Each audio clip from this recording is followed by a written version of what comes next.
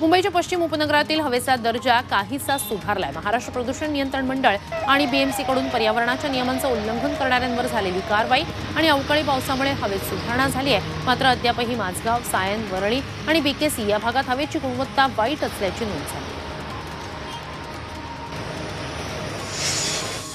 खंडोबा देवाच्या जेजुरी गडावर चंपाषष्ठी उत्सवाला सुरुवात झाली। यावेळी खंडोबा देवाला अभिषेक घालून पूजा करण्यात आली। तसंच गडावरील रंगमहालात घटस्थापनाही करण्यात आली। या निमित्तानं गडावर पुढील 6 दिवस महाआरती, जागरण, गोंधळ असे विविध उपक्रम आयोजित केले गेले।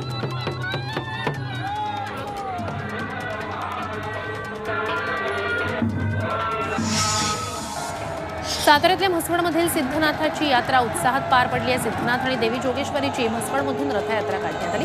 महाराष्ट्रासह आंध्र प्रदेश आणि कर्नाटकातून हजारो भाविकांनी यात्रेला हजेरी लावली।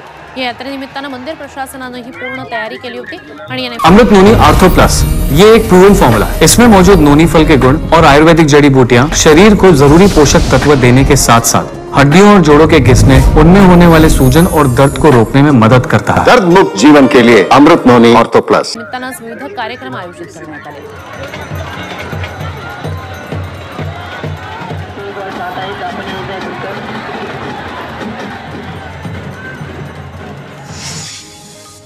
नवी मुंबईतील जवाहरलाल नेहरू पोर्ट ट्रस्ट अथॉरिटीच्या कार्यालयातून वित्त विभागाची महत्त्वाची कागदपत्र चोरणारा अखेर जेरबंद झालेला आहे। जेएनपीटी परिसरात चोरी, घरफोडी करणाऱ्या 2 सराईत चोरट्यांना अटक करण्यात आली आहे। यात चोरट्यांनी कागदपत्र चोरल्याची कबुली दिली।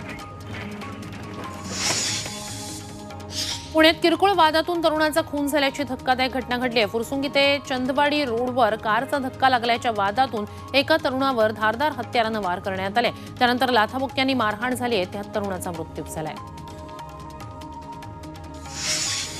नाशिकमध्ये 2 सोनसाखळी चोरट्यांना पोलिसांनी अटक केली आहे। किरण शिवाजी तागडे या तरुणाच्या धाडसामुळेच हे चोर जेरबंद झालेत। दुचाकीवरून पाठलाग करत तागडे यांनी सोनसाखळी चोराला पकडलंय आणि त्यानंतर त्याला पोलिसांच्या स्वाधीन केलंय। यानंतर चोरट्यांनी आपल्या गुन्ह्यांची कबुली दिली आहे।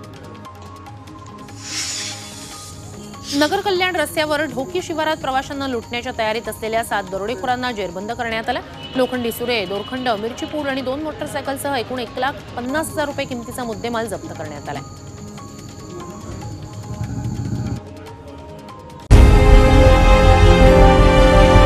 विकासाचा ध्यास म्हणजे